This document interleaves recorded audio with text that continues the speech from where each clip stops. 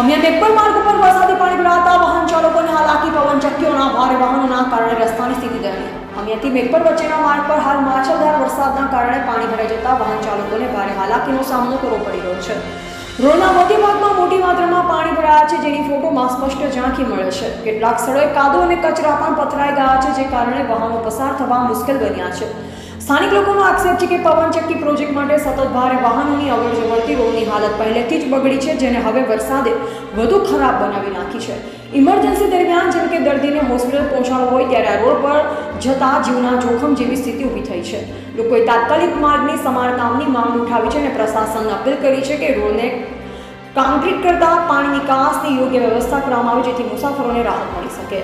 Reporter Bhimji બોખા સાથે cameraman Khumansinh.